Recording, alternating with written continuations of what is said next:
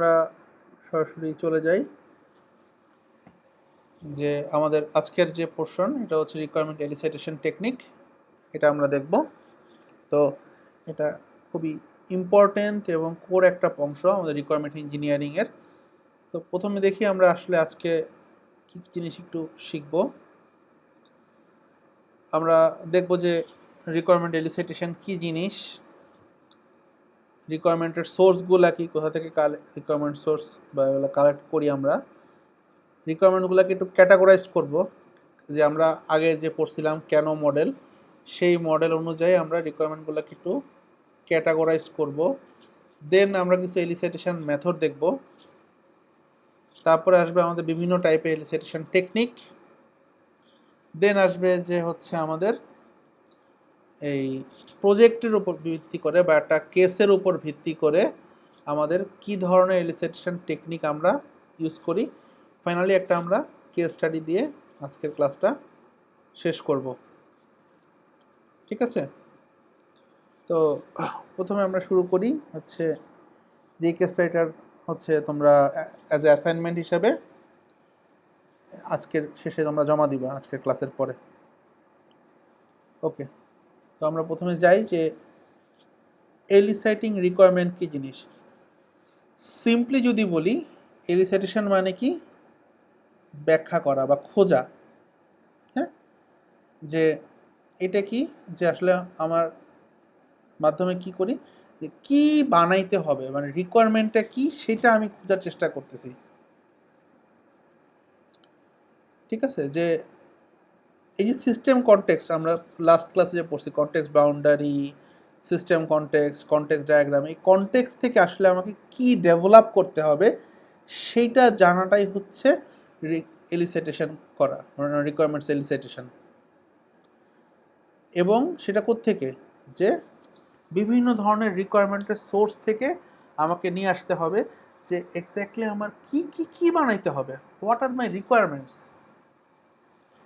আমি কি বানাবো, যে আমার সিস্টেম যে কনটেক্সট, আমি সে কনটেক্সট তৈরি করতেছি বা কনটেক্সট ডায়াগ্রাম তৈরি করছি, আমার আসলে কি বানাইতে হবে, কি করতে হবে আমাকে। এই যে আমি বললাম যে আমি একটা প্রবলেমের সলিউশন চিন্তা করলাম, সলিউশন অনেক গল্প আসলো, এখান থেকে এক্স্যাক্ট আমি কি ইমপ্লিমেন্ট করব, কি জিনিস ইমপ্লিমেন্ট করব, কিভাবে ইমপ্লিমেন্ট করব, এগুলা হচ্ছে আমাকে বের করতে হবে। সো এটাকে বলা হচ্ছে আসলে আমার রিকোয়ারমেন্ট এলিসিটেশন। এবার আমরা দেখি রিকোয়ারমেন্টের সোর্স কারা আছে। একদম যদি প্লেন অ্যান্ড সিম্পল ওয়েতে দেখি রিকোয়ারমেন্টের সোর্স কারা কারা আছে, stakeholder, documents and system in operations. তার মানে আমাদের ফার্স্ট সোর্সটা কি, সেটা হচ্ছে স্টেক হোল্ডার্স। স্টেক হোল্ডার তো আমরা অলরেডি বলছি যে যারা হচ্ছে আমার সিস্টেমের সাথে জড়িত তারাই হচ্ছে আমার সিস্টেমের স্টেক হোল্ডার। যেমন কি end user, operator, developer, architect, customer, tester, সবাই হচ্ছে স্টেক হোল্ডার। সো এই স্টেক হোল্ডার থেকেই কিন্তু প্রাইমারি রিকোয়ারমেন্টগুলো আসে। একদম যে বেসিক যে রিকোয়ারমেন্ট সেটা আসে কোত্থেকে, স্টেক হোল্ডারদের কাছ থেকে। এরপর আসে কি, ডকুমেন্টস। ধরো বিভিন্ন ধরনের ডকুমেন্টস থাকে। হ্যাঁ, একটা কোম্পানির বা একটা জায়গার অনেক রকম রিকোয়ারমেন্ট থাকে, তো ডকুমেন্ট থাকে। সেই ডকুমেন্টসে কিছু বলা থাকে যে তাদের কাজ কি, তাদের ফ্রেমওয়ার্ক কি, তাদের ওয়ে অফ বিজনেস কি, এইসব জিনিস থাকে। হ্যাঁ, যে তাদের ডোমেইন কি, তারা কি জিনিস নিয়ে কাজ করে বা মানে বিজনেস করে। মেনলি তো আসলে তারা সফটওয়্যার বানাচ্ছে কাজ জন্য, বিজনেস অটোমেশন বা এই কনসেপ্ট থেকে। তো বা ওদের ওরা কীভাবে এটাকে অপারেট করে, হায়ারার্কি কি, এইসব জিনিস ডকুমেন্টেশন থাকে। তো ওগুলাকে থেকে আমার those are another source of requirement. আরেকটা আছে কি, সিস্টেমস ইন অপারেশন। আমার যে এক্সিস্টিং সিস্টেম আছে বা কারেন্ট সিস্টেম আছে, হ্যাঁ, সেখানের কিভাবে হয় সেটার প্রবলেমটা কি। দেখো যে জিনিসটা আমি বলছিলাম আইডিয়া জেনারেশনের ক্ষেত্রে, যে আমার এক্সিস্টিং সিস্টেমের প্রবলেম কোথায়, কি আছে, বা ওটাতে কি মডিফিকেশন করা যায়, কি এক্সটেনশন করা যায় সেখানে, সেগুলা হচ্ছে আমার কিন্তু রিকোয়ারমেন্টের একটা সোর্স। বুঝতেছি যে ওখানে কি কি করা যায়, কি করা না যায়, এগুলো আমরা একটু আইডেন্টিফাই করার চেষ্টা করি। কি বের করতে পারবো, কি পারবো না, কোনটা নিয়ে কাজ করা যাবে, কোনটা নিয়ে কাজ করা যাবে না, এগুলা কি আমার অ্যানাদার রিকোয়ারমেন্টের সোর্স। তাহলে আমরা মূলত তিনটে জায়গা থেকে রিকোয়ারমেন্ট পাই: স্টেক হোল্ডার থেকে, ডকুমেন্ট থেকে, অ্যান্ড সিস্টেম ইন অপারেশনস থেকে। এবার আসি আমাদের obligation and privilege of the stakeholders. আমরা একটু পাশাপাশি দাঁড়া করা দিছি কাদেরকে, যে রিকোয়ারমেন্ট ইঞ্জিনিয়ার আর স্টেক হোল্ডারকে পাশাপাশি মানে মুখোমুখি দাঁড়া করা দিছি। আচ্ছা, বরাবরের মতোই আমরা এলিসাইটেশন টেকনিকে স্টেক হোল্ডারদের অপরিসীম গুরুত্ব রয়েছে, অপরিসীম গুরুত্ব আছে স্টেক হোল্ডারদের। সেটা কীরকম? সেটা হচ্ছে ধরো তাদের কি করে, মানে নর্মালি স্টেক হোল্ডাররা কী করে, তারা হচ্ছে ইনফ্লুয়েন্স করার চেষ্টা করে বিভিন্নভাবে, ঠিক আছে, যে বিভিন্ন বিষয়ে ইনফ্লুয়েন্স করে বা বিভিন্ন বিষয়ে মিসগাইডও করে অ্যাজ ওয়েল। তো তোমাকে যখন তুমি একটা প্রজেক্ট চিন্তা করবে বা রিকোয়ারমেন্ট ইঞ্জিনিয়ার হিসেবে চিন্তা করবে, তোমাকে স্টেক হোল্ডারদের ম্যানেজ করতে পারতে হবে, যে কিভাবে তাদেরকে ম্যানেজ করা যায়, তাদেরকে কিভাবে কোলাবোরেটর হিসাবে কাজ করানো যায় সেটা করতে হবে। ইন্ডিভিজুয়াল কন্ট্রাক্ট তৈরি করতে হয়, কারণ কি দিস দ্য একটা ট্রিক্স বলো বা টিপস বলো, ফার্স্ট অ্যান্ড ফরমোস্ট থিং, যে আমি যখন একটা কাজ করতেছি একজনের সাথে, তখন হচ্ছে মানে আমি একটা কি করব, তার সাথে একটা মানে আগে একটা আমাকে তার কন্ট্রাক্ট বা একটা জিনিস তৈরি করে নিতে হবে। কেমন?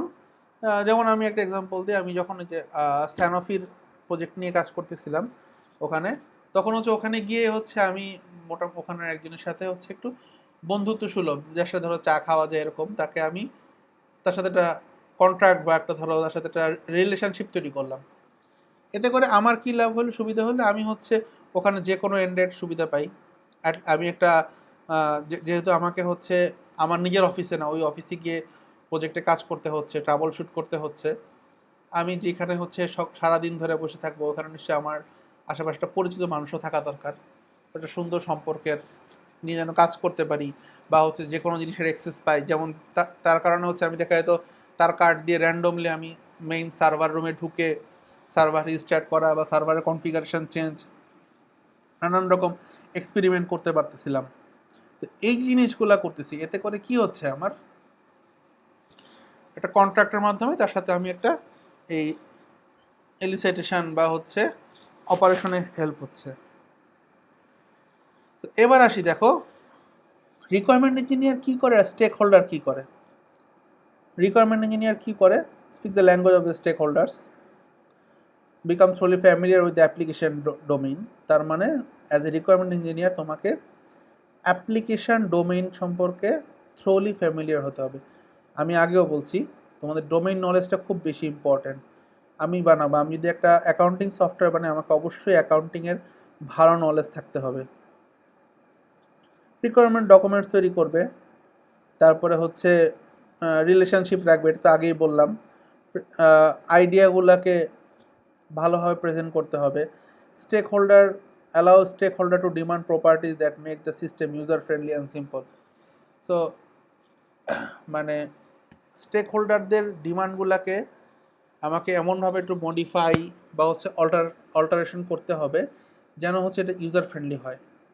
কারণ অনেক এই রিকোয়ারমেন্ট নিয়ে যখন আমি বলবো, তখন অবশ্যই আমাদের ইউজার ফ্রেন্ডলিনেসটা অনেক বেশি ইম্পর্টেন্ট পাবে।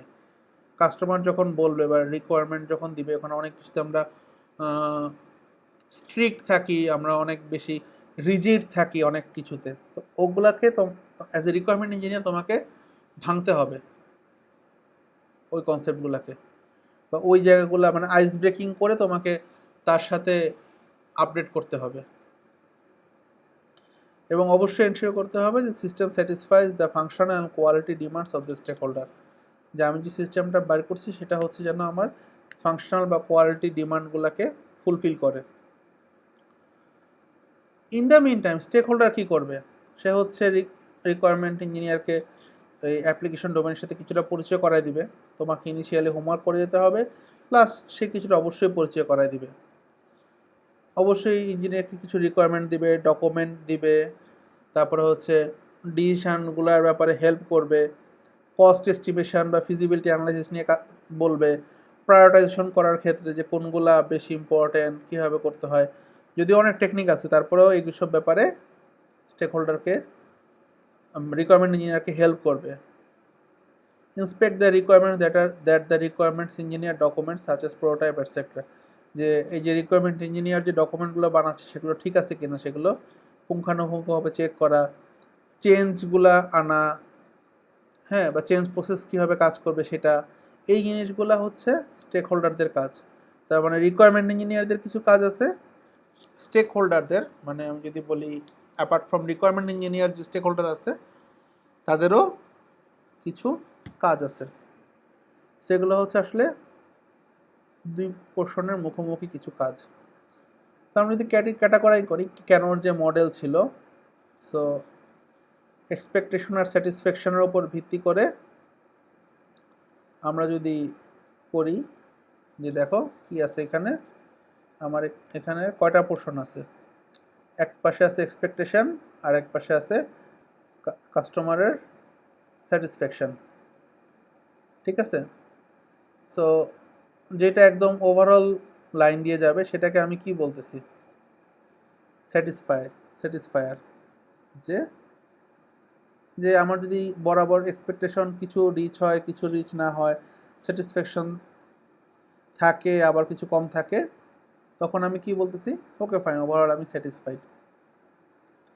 আর আরেকটা কি আছে, ডিসস্যাটিসফায়ার, যেখানে কি আমার এক্সপেকটেশন কোনোভাবেই রিচ হচ্ছে না, আমার ওভার দি টাইম ডিলেও হচ্ছে, প্লাস হচ্ছে আমার যে নিড ছিল সেই নিডটাও ফুলফিল হচ্ছে না, তখন আমি কি বলবো, তখন আমি আসলে ডিসস্যাটিসফায়ার হব।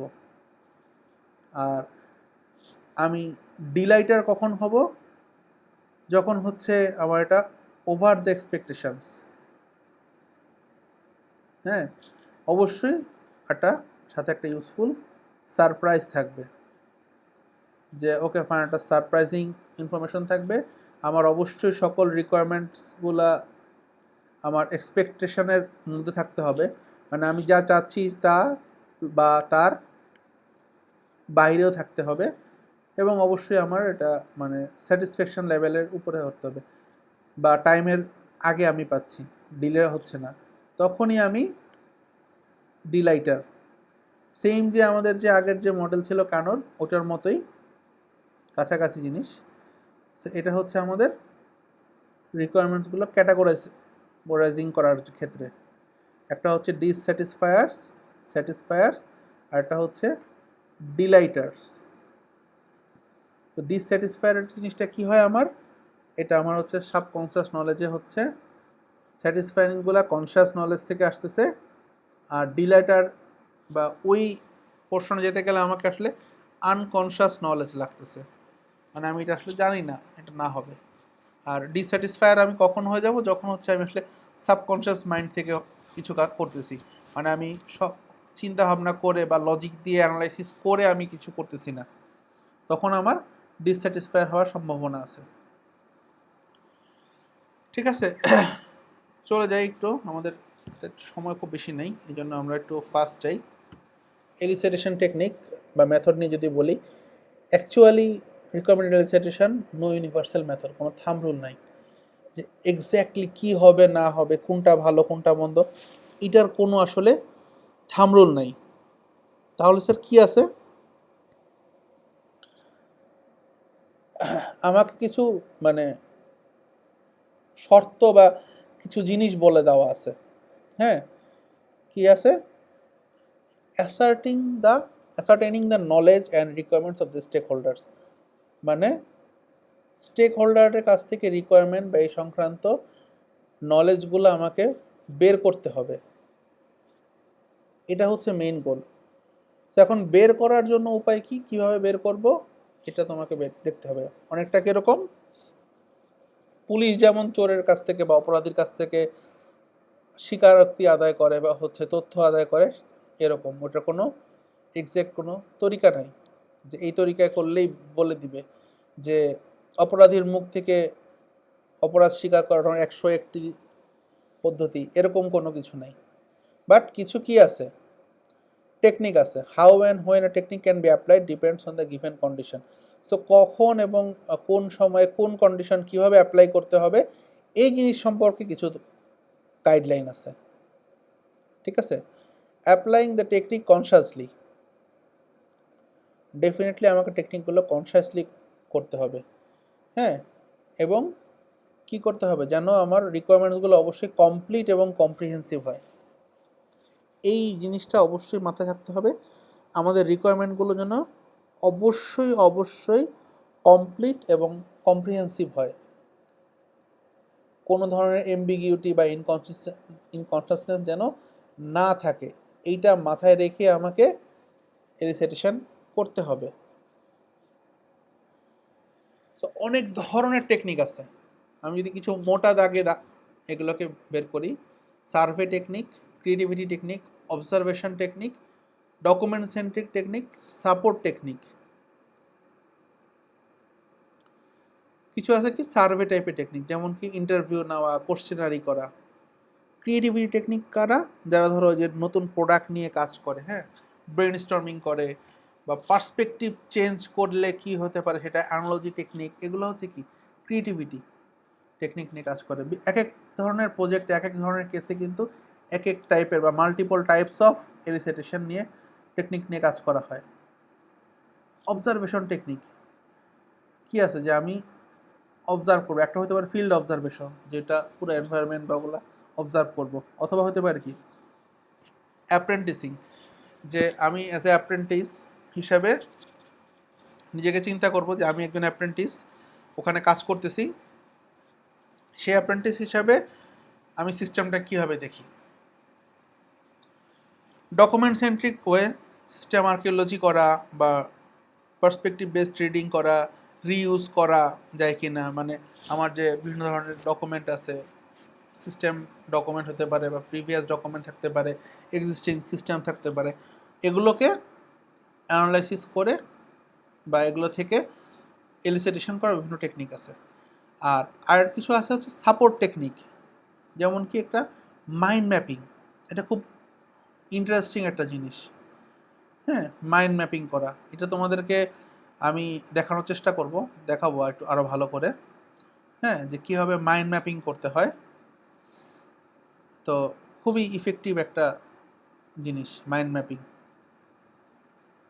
যদি তোমরা করতে পারো, এটা যে নিজে যে কোনো কিছুর জন্যই খুব ভালো কাজ করে। ওয়ার্কশপস, বিভিন্ন ধরনের ওয়ার্কশপের মাধ্যমে করতে পারি। সিআরসি কার্ড আছে, এগুলো আমরা পরে দেখব। অডিও ভিডিও রেকর্ডিং হতে পারে, প্রোটোটাইপিং হতে পারে, এগুলো কি আমার সাপোর্টিং টেকনিক।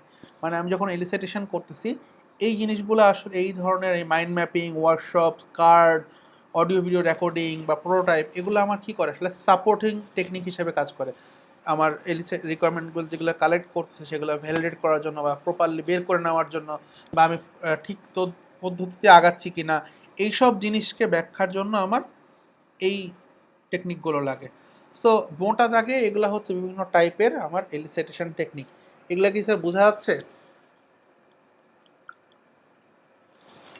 জি স্যার। জি স্যার। তাহলে এখন আমি কয়েকটা এখান থেকে র্যান্ডমলি কিছু টেকনিকগুলার একটু বুঝাই। বইয়ে তোমাদের সবগুলার বিস্তারিত আছে, বই খুললে দেখতে পাবা। আমি এখান থেকে কিছু কিছু জিনিস নিয়ে শুরু করি। The most common thing, interviews, সবচেয়ে কমন এবং ইফেক্টিভ ওয়ে, যে আমি ইন্টারভিউ নিব, একজনের সাথে কথাবার্তা বলবো, কথাবার্তা বলে তার কাছ থেকে রিকোয়ারমেন্ট বোঝার চেষ্টা করবো। সো এটা হচ্ছে the most traditional way approach,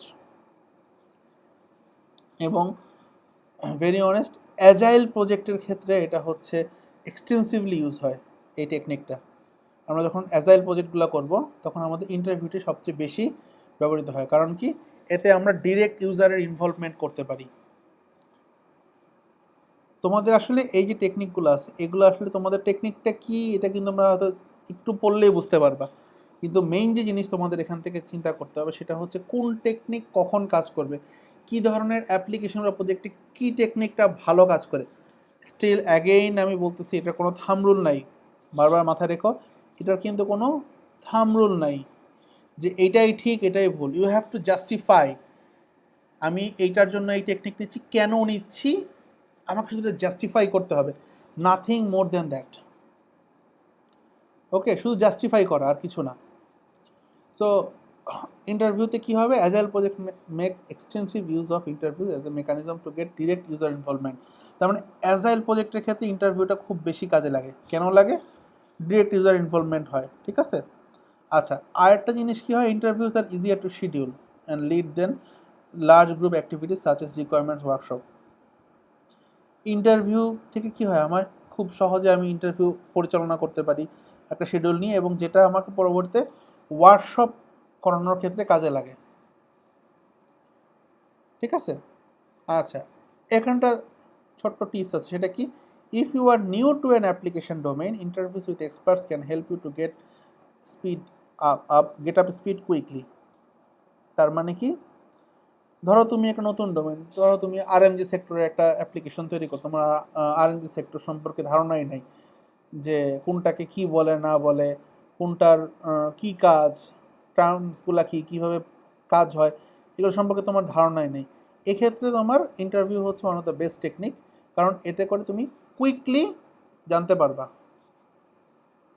ঠিক আছে, কুইকলি তুমি নলেজ গ্যাদার করতে পারবা।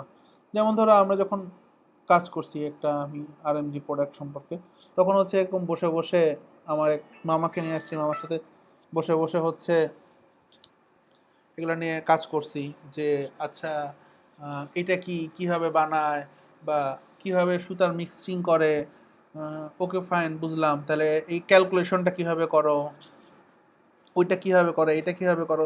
দেন এগুলো দিয়ে কী হচ্ছে, আমি আসলে নলেজ নিচ্ছি, প্লাস সিস্টেমটাকে আমি চিন্তা করতেছি কিভাবে বানাবো, ঠিক আছে। দেন যাই কিছু সাজেশান, ভালো ইন্টারভিউ কন্ডাক্ট করার জন্য কিছু সাজেশান। স্টাবলিশিং র্যাপোর্ট মানে কি, তুমি যখন যাবা তুমি হ্যাভ টু মানে ইন্ট্রোডিউস করবা নিজেকে, এজেন্ডাগুলো রিভিউ করবা, মানে এইটা একটা খুব খুব খুব মারাত্মক ইম্পর্টেন্ট জিনিস, এজেন্ডা রিভিউইং করা। নর্মালি আমরা যখন কথা বলতে চাই, উই ডোন্ট হ্যাভ দ্য এজেন্ডাস, আমাদেরকে অবশ্যই আমাদের কিছু এজেন্ডা থাকতে হবে। এবং সবচেয়ে বেস্ট হচ্ছে, আমি যখন যার সাথে কথা বলতে যাবো বা ইন্টারভিউ নিব বা যে কোনো একটা মিটিংয়ে যাব, অবশ্যই এজেন্ডাগুলো আগে তাকে দিয়ে দেওয়া, therefore she or he can take preparation and তুমি হচ্ছে সেই অ্যাপ্রোচে কথা বলতে পারো। কারণ আমি তোমার সাথে ইন্টারভিউ নিচ্ছি, it's not unlimited, I have to know যে আমার এই 8টা এজেন্ডা আছে, আমি 8টা এজেন্ডা নিয়ে কথা বলবো, ঠিক আছে। Remind attendance of the session objectives and address any preliminary question or concerns. তো তুমি যাওয়ার আগে কিছু প্রিলিমিনারি কোশ্চেন অর কনসার্ন থেকে অ্যাড্রেস করে তুমি তোমার মানে ইয়েটাকে মানে বোর্ডের কন্ট্রোল নিতে পারো। কীরকম, তুমি যখন ধরো কথা বলবা, তুমি যদি জানো তোমার অ্যাটেন্ডেন্স যারা আছে বা যার সাথে কথা বলবো তাদের ডেপথ অফ নলেজ কতটুকু, তাদের মাইন্ডসেট কীরকম, তাহলে তোমার জন্য কন্ট্রোল করাটা খুব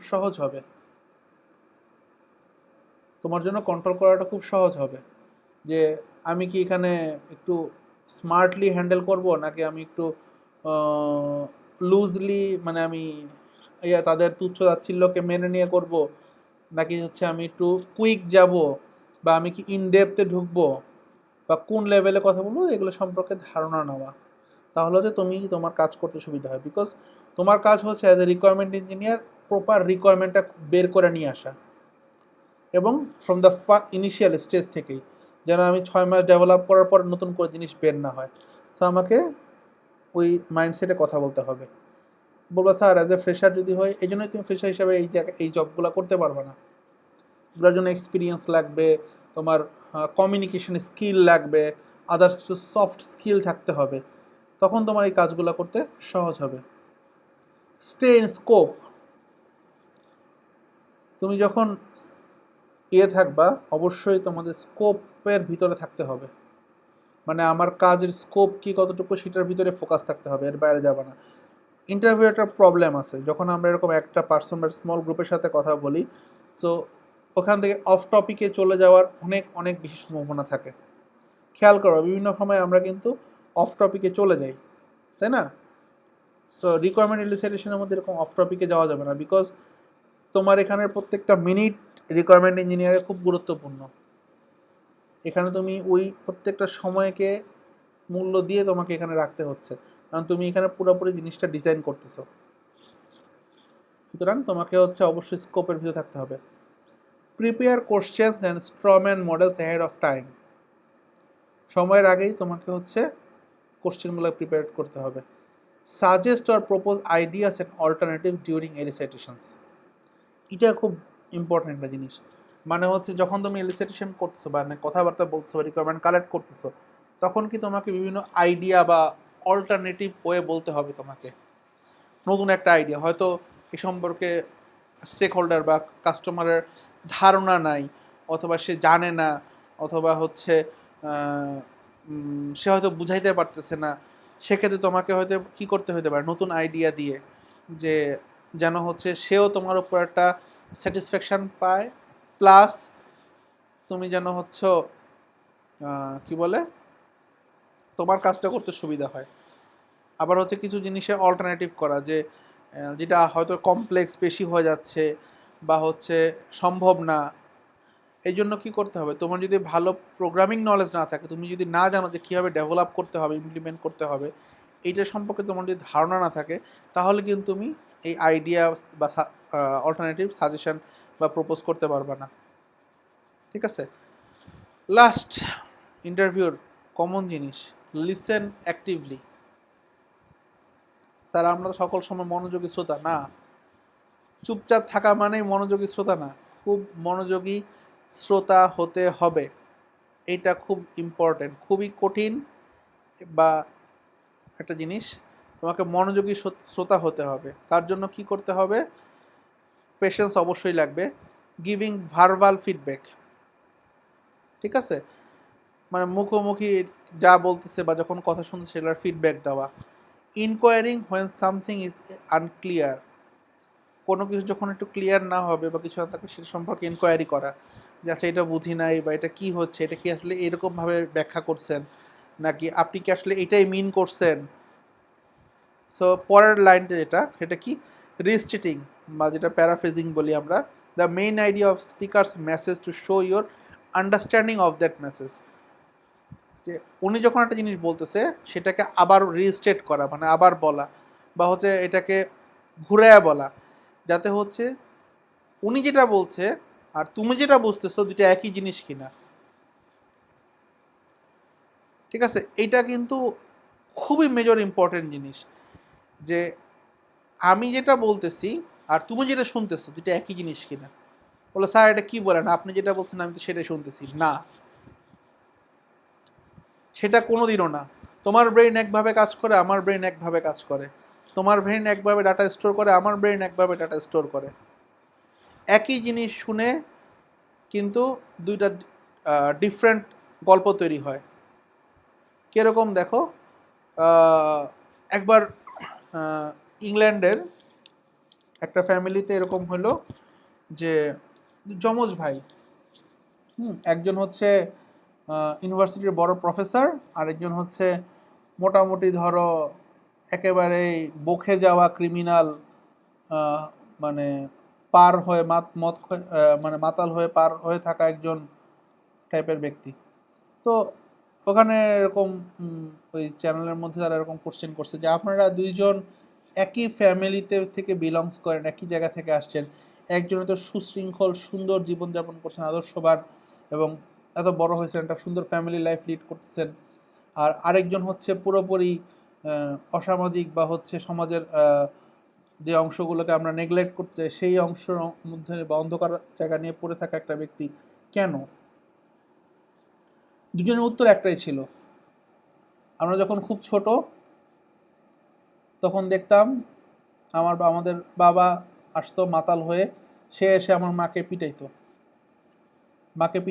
পিটায় হচ্ছে চিৎকার চেঁচামেচি করতো, পাড়াজড়ো করতো, হইচই করতো, অনেক দিন বাসায় আসতো না, আবার এসে চলে যেত। এটা সো এক ভাইয়ের কাছে এটাই মনে হয়েছে এটাই জীবন, আমিও জীবনটা এভাবে পার করবো। আরেকজনের কাছে মনে হয়েছে যে না, এটা ভুল হচ্ছে, কোথাও এটাকে ঠিক করতে হবে। সো একজন সেটা থেকে বের হয়ে গিয়ে নিজেকে আদর্শবান হিসাবে পরিণত করছে, আরেকজন ওইখান থেকে আরো খারাপ হয়েছে। বুঝতে পারছো?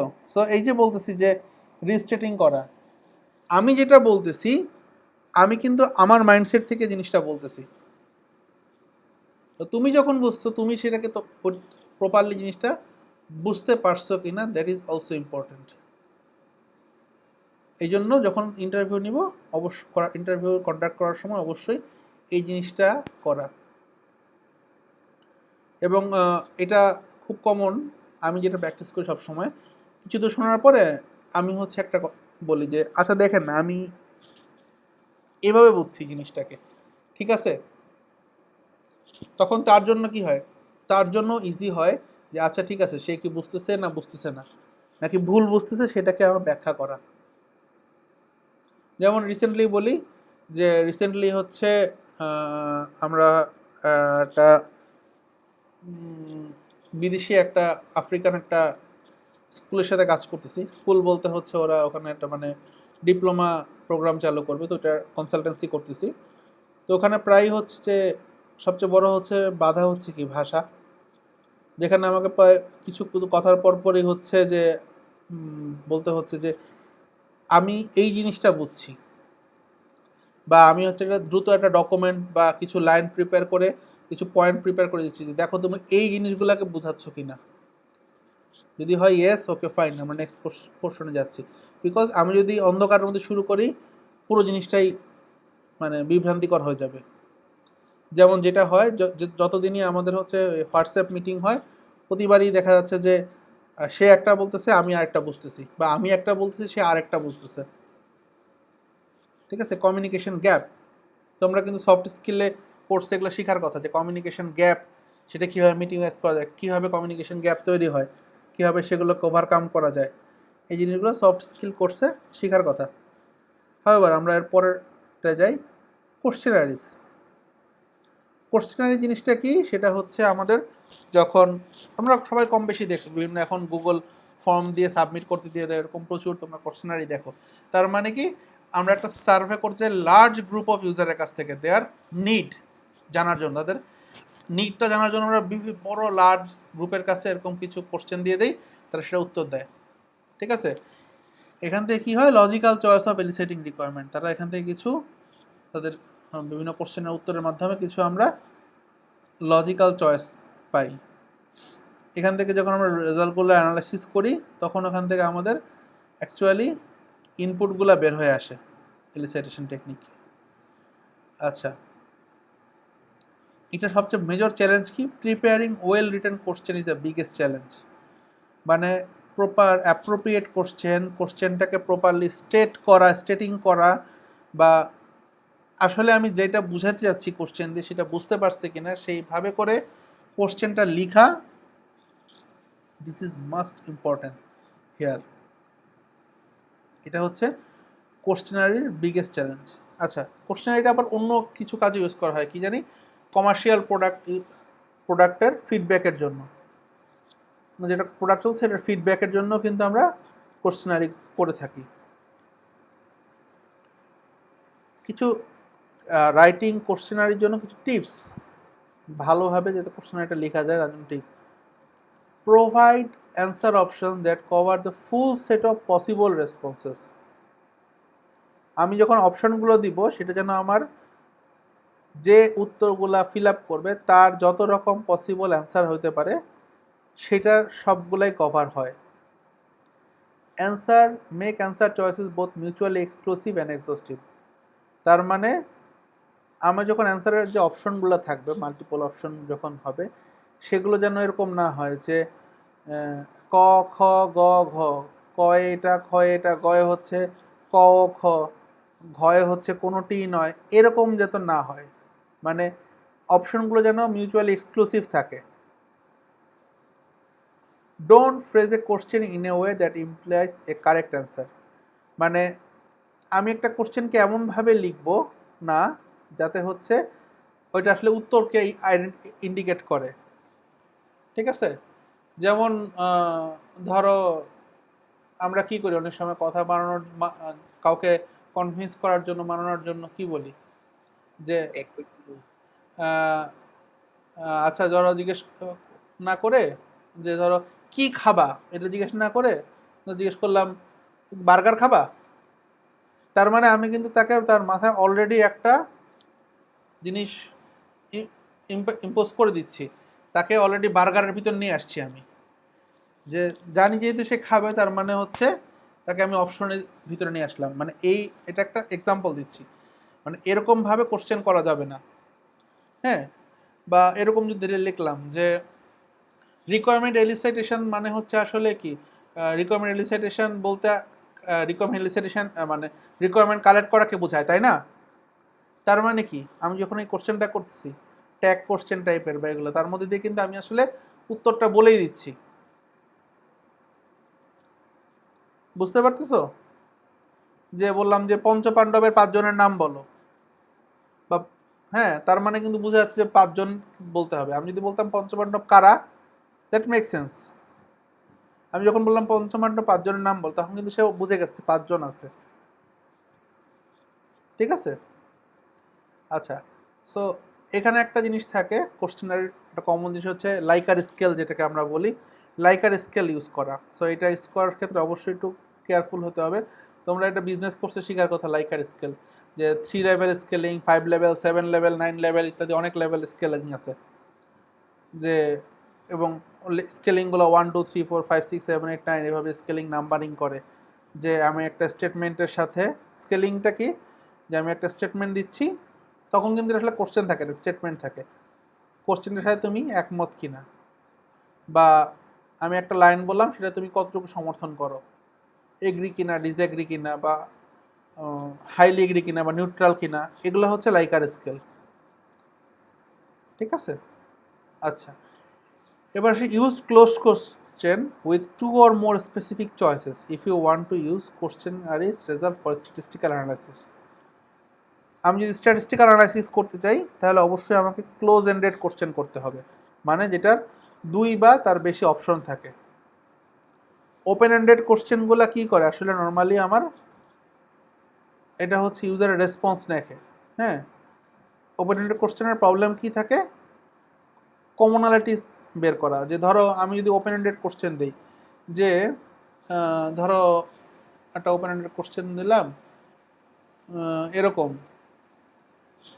যে তুমি একটা রুম সাজাবা, তোমার নিজের বেডরুম, সেখানে কি কি থাকবে। এখানে কিন্তু ধরো কমনালিটিগুলো কমতে থাকবে। কেউ কেউ বলবে পড়ার টেবিল থাকবে, কেউ বলবে অসম্ভব পড়ার টেবিল থাকতেই পারে না বেডরুমে। হ্যাঁ, কেউ বলবে বুকশেলফ থাকবে, কেউ বলবে না থাকতেই পারবে না। কেউ এক একজন এক এক দিকে, তার মানে ওখান থেকে কিন্তু আমার যে ইন্টারসেক্ট করে কমনালিটি বা কমন জিনিস বের করা টাফ হয়ে যায়। ঠিক আছে? এই জন্য কোশ্চেনারিতে নর্মালি ওপেন এন্ডেড কোশ্চেন পারতপক্ষে দেওয়া হয় না। Consider consulting with an expert in questionnaire design and administration to ensure that you ask the right question of the right people. তার মানে আমি রাইট কোশ্চেনকে রাইট পিপল করতেছি কিনা, এই জন্য হচ্ছে কোশ্চেনারগুলো একটু রিভিউ করে নেওয়া। আচ্ছা, অলওয়েজ টেস্ট এ কোশ্চেনার বিফোর ডিস্ট্রিবিউটিং ইট। এটা খুব ইম্পর্ট্যান্ট, যে আমি যখন কোশ্চেনটা সবাইকে দেওয়ার আগে নিজেকে টেস্ট করে দেখা। এটার জন্য ধরো তোমাদের কিন্তু বিভিন্ন স্ট্যাটিস্টিক্যাল টেস্টিং আছে, কাই স্কোয়ার টেস্টিং, টি টেস্ট, পি টেস্ট, এই ধরনের কিন্তু অনেক টেস্ট আছে। তোমরা এগুলো মনে হয় স্ট্যাটিস্টিক্স কোর্সে কিছু পড়ার কথা। হ্যাঁ, তো বিভিন্ন ধরনের টেস্টিং আছে যেগুলো দিয়ে আসলে আমরা ভ্যালিডেটিং করি জিনিসটা ঠিক আছে কিনা, কোনো এমবিগিউটি আছে কিনা। আচ্ছা, ফাইনাল টিপটা কি, don't ask two many questions or people won't respond. মানে অনেক বেশি কোশ্চেন করা যাবে না, অথবা এমন কিছু জিনিস দেওয়া যাবে না যেন হচ্ছে পিপল রেসপন্স না করে। সেগুলো হচ্ছে আমার কি ভালোভাবে কোশ্চেনারি লেখার কিছু টিপস। এবার আসি ধরো অবজারভেশনস। অবজারভেশন মানে কি একজন কীভাবে পারফর্ম করে, একটা এন্ড ইউজার কীভাবে করে, সেটা ধরো সে যখন এক্সিস্টিং সিস্টেম নিয়ে কাজ করছে সেটা কীভাবে করে সেটা অবজার্ভ করা। কিন্তু অবজারভেশনটা কি প্রচুর পরিমাণ টাইম কনজিউমিং। কারণ কি ধরো তুমি একজনের পাশে গিয়ে বসে আসো, সে কীভাবে কাজ করে বসে বসে দেখতেছো, অবজার্ভ করতেছো, খুবই টাইম কনজিউমিং একটা কাজ, but effective but time consuming. Therefore কি করতে, select important or high risk tasks and multiple user classes for observations. আমাকে কোনগুলো হাই রিস্কের টাস্ক হবে বা মাল্টিপল ইউজার ক্লাস হবে এই জিনিসগুলোকে আগে সিলেক্ট করা। অ্যাজাইল প্রজেক্টে কি হচ্ছে, have the user demonstration only the specific task related to the forthcoming iterations. অ্যাজাইলের ক্ষেত্রে কীভাবে করা হয় যে ইউজার ডেমনস্ট্রেশনের ক্ষেত্রে সেই জিনিসগুলো দেখা হয় কিভাবে, যে আমরা যখন অ্যাজাইল প্রজেক্টে কী করতেছি, বারবার হচ্ছে জিনিস তৈরি করতেছি, ফিডব্যাক নিচ্ছি, তৈরি করতেছি, ফিডব্যাক নিচ্ছি। তো এই ফিডব্যাক নেওয়ার সময় আমরা কী করতেছি যে আসলে সে একটা টাস্ক বা একটা ফিচারকে কীভাবে দেখতেছে বা ফিচারকে কীভাবে ইউজ করতেছে এইটা ডেমনস্ট্রেশন করার জন্য শুধুমাত্র অবজারভেশন ইউজ করি, যেন পরের ইটারেশনে জিনিসটা সলিউশন দিতে পারি বা এর চেয়ে ভালো সলিউশন দেওয়া যায়। আচ্ছা, observing users workflow in the task environment allow. আমরা যখন অবজার্ভ করবো একটা ইউজারের ওয়ার্কফ্লো তখন কি কি জিনিস এনভায়রনমেন্ট অ্যালাউ করে, two validate information collected from the other sources. আমরা যে অন্যান্য সোর্স থেকে যে ইনফরমেশনগুলো পাইছি সেটাকে আমি ভ্যালিডেট করবো। যে আমি শুনলাম যে ধরো আরএনজি সেক্টর সম্পর্কে বিভিন্ন তথ্য নিচ্ছি, রিকোয়ারমেন্ট কালেক্ট করছি, এখন আমি যখন যাচ্ছি যে দেখলাম মার্চেন্ডাইজার কীভাবে কাজ করে, তখন আমি কি করবো সেগুলা ভ্যালিডেট করতে পারবো যে আচ্ছা ঠিক আছে, আমি শুনছিলাম যে এই অপশনের পরে এই অপশন দেয় না, এখন দেখলাম যে আসলে এটা অন্যভাবে করে, এটাকে আমি ভ্যালিডেট করলাম, আমার সিস্টেম ডিজাইন করতে সুবিধা হবে। Identify new topics for interview. এখান থেকে ধরো নতুন একটা জিনিস দেখলাম, এখান থেকে নতুন টপিক নিলাম, আচ্ছা ইন্টারভিউর জন্য ওটা নতুন টপিক দিলাম। See problems with the current system. Existing বা কারেন্ট সিস্টেমের প্রবলেমগুলোকে আইডেন্টিফাই করতে পারবো। Identify ways that the new system can better support the workflow. তার মানে আমাকে যখন আমি বের করব নতুন সিস্টেম দিব, তখন আসলে এটা কিভাবে এটার ওয়ার্কফ্লোটাকে বেটার করতে পারে বা এটাকে আরও ইফেক্টিভ করতে পারে, ভালো করতে পারে, এই জিনিসটা বের করা। ঠিক আছে, তার মানে হচ্ছে আমি শুধু অবজার্ভ করা মানে বসে থাকা না, আমাকে আসলে আরও অনেকগুলো জিনিস সম্পর্কে অ্যানালাইসিস করতে হবে। এবার আসি ওয়ার্কশপ। ওয়ার্কশপ হচ্ছে কি একটা structure meeting, carefully selected group of stakeholders and content experts. তার মানে হচ্ছে সিলেক্টেড গ্রুপ অফ পিপলকে নিয়ে আমরা একটা স্টেক হোল্ডারদের নিয়ে একটা কাজ করতেছি। কি করতে, define, create, refine and reach closure on deliverables. কী কী ডেলিভারেবল আছে সেগুলো আমাদের বোঝার জন্য। এই বিষয়ে একটা আমি তোমাদের ওয়ার্কশপ নিয়ে একটা ছোট্ট এক্সাম্পল দেই, সেটা হচ্ছে কম্পিউটার সোর্সের তো নাম শুনছি তাই না?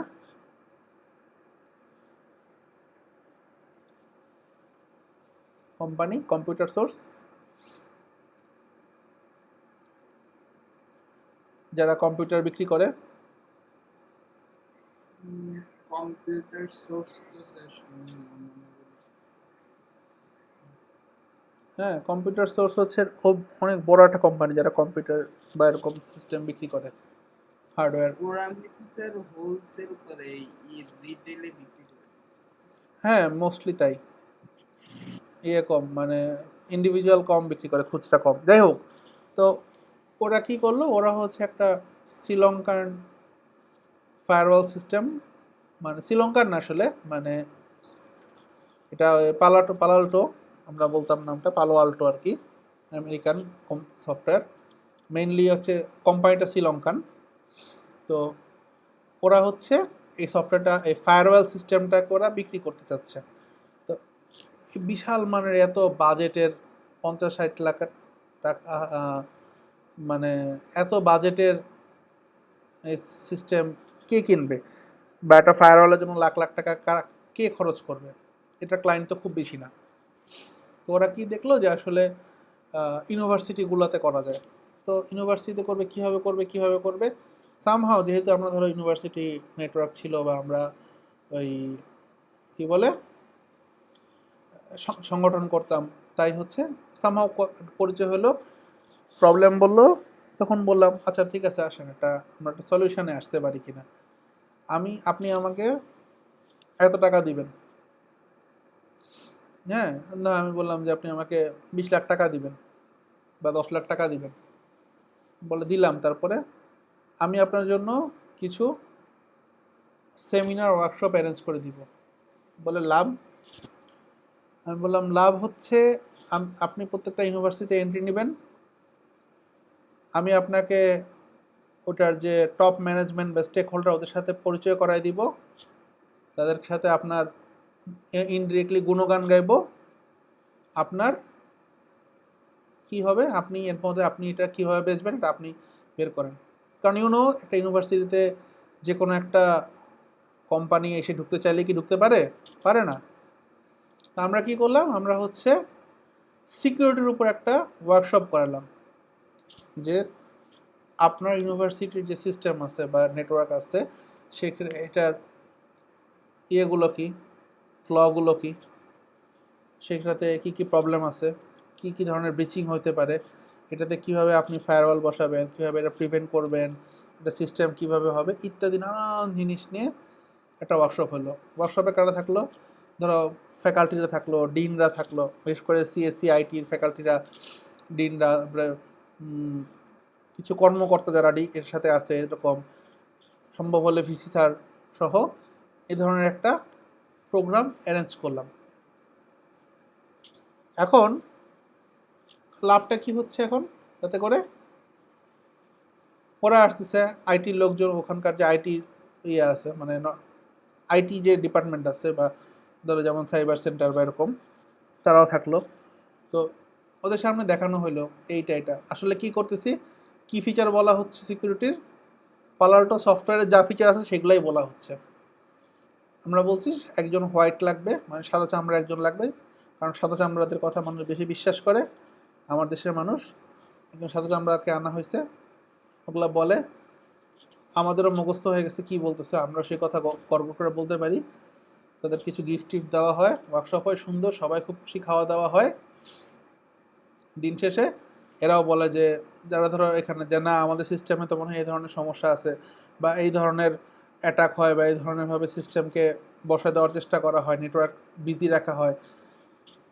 এরা কি করতেছে, একটা গ্রুপ হচ্ছে আমাদের সাথে, পালোল্টোর যে লোক, সে হচ্ছে এগুলোকে নোট ডাউন করতেছে, রিকোয়ারমেন্টগুলোকে শুনতেছে, দেন এগুলাকে তারা করে, এই যে পালাল্টো সিস্টেম, এখানে আপনারা এসব সমাধান পাবেন।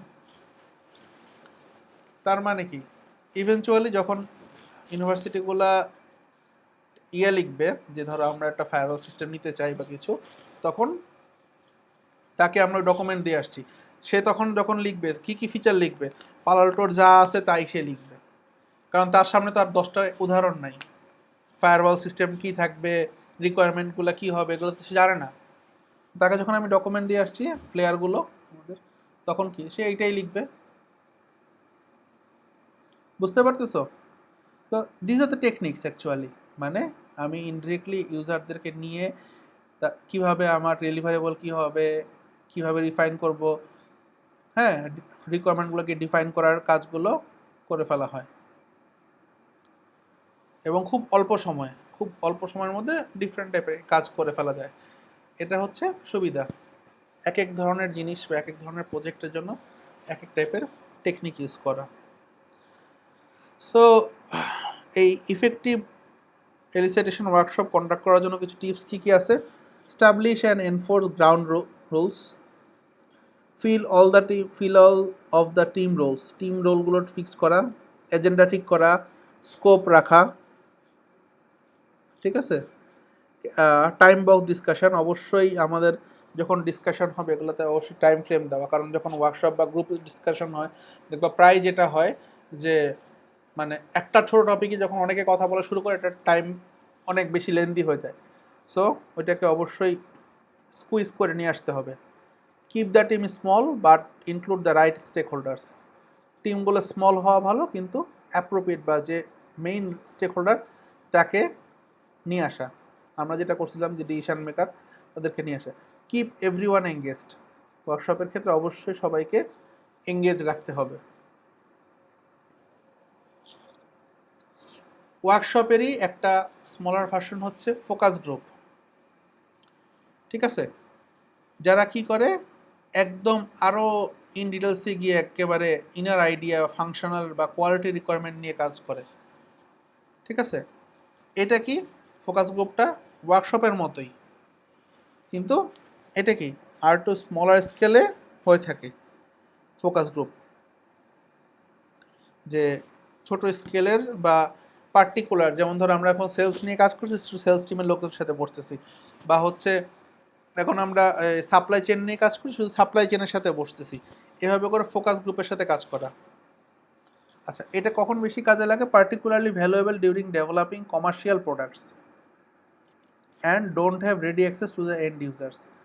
ধরো কমার্শিয়াল প্রোডাক্টের ক্ষেত্রে, বা হচ্ছে যখন তোমাদের ডিরেক্ট অ্যাক্সেস থাকে না, ধরো আমি চাচ্ছি এখন ম্যানেজমেন্টে বললাম যে ভাই আমাকে আপনাদের যেমন ইয়ে করেন ওই ওই ডাটার অ্যাক্সেস লাগবে, সে বলবে না না না এগুলো তো ভাই দেওয়া যাবে না, এটার অমুক সমস্যা ওই সমস্যা।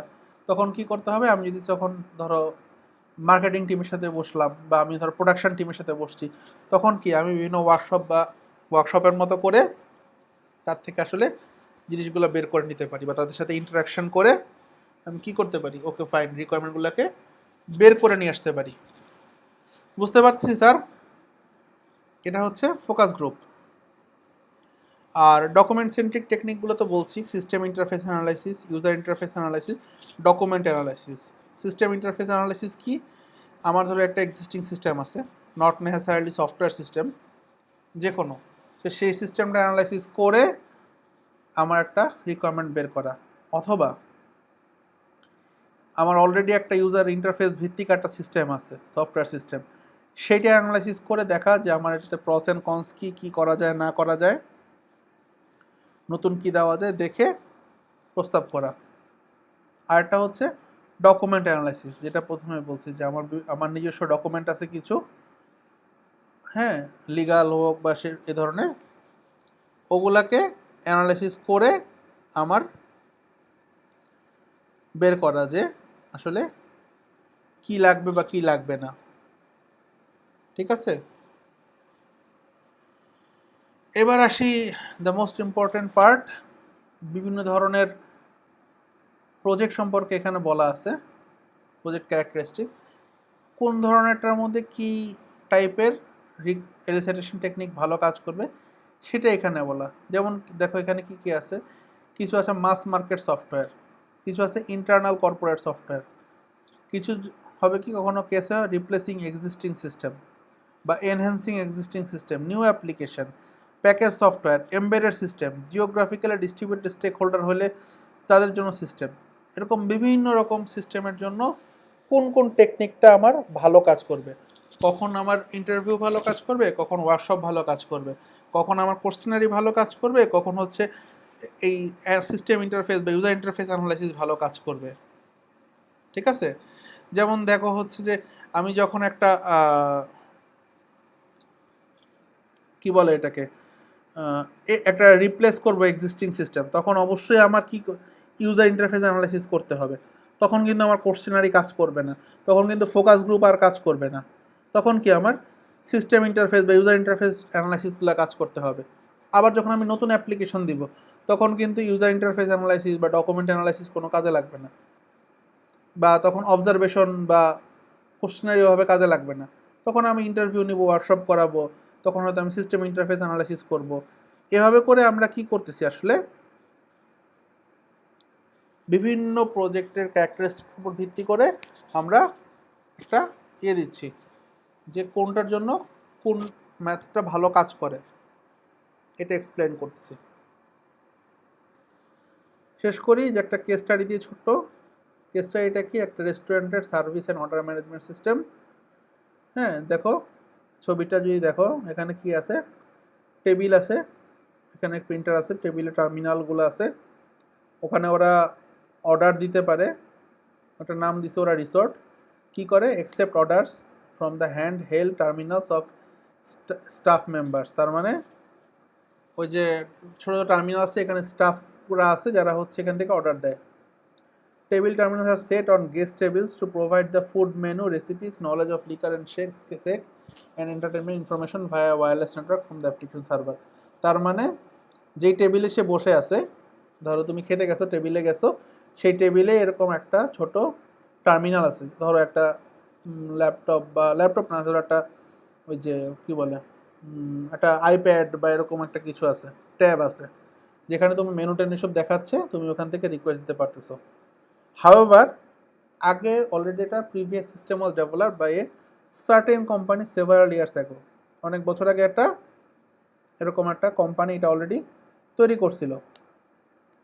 এবং দেখো এখানের যে সাদা অংশগুলো আছে এই কালারে, সেটা ছিল কি ডেভেলপড বাই ওয়াইএসকে, যেটা একটা কোম্পানি করছে। আর এই অ্যাশ কালারগুলো এগুলো হচ্ছে ডেভেলপড বাই আদার কোম্পানিজ, মানে অন্য কোম্পানিগুলো, অন্য একটা কোম্পানি এগুলো ডেভেলপ করছে। ঠিক আছে, the client of this project decided to redevelop the system and improve its installation load and extensibility. তার মানে দেখো তার এখানের উদ্দেশ্য কিন্তু কি, সিস্টেমের ইনস্টলেশন লোড আর এক্সটেন্সিবিলিটি বাড়ানো।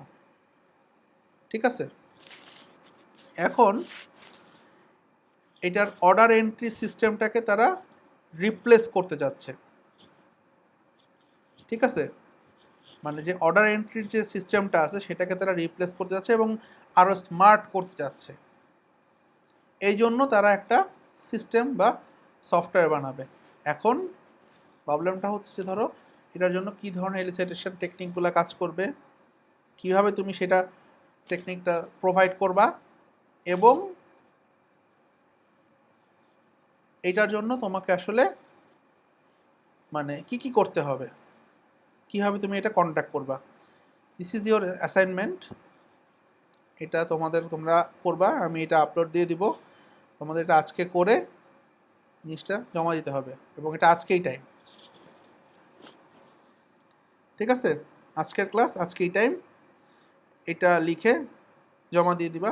অবশ্যই হচ্ছে যে কেউ কারোটা কপি বা কিছু করার চেষ্টা করবে না, কারণ ইউনো এখানে আসলে দেখা হয়। আর এখানে হচ্ছে কোনো ফাইল বা কিছু তোমরা দিবা না, হ্যাঁ, শুধু এটাকে আপলোড করে দিবা, কোনো ফাইল বা কিছু আপলোড করতে হবে, শুধু লেখাটা কি টেকনিক ইউজ করবা, কেন ইউজ করতেছো, কিভাবে।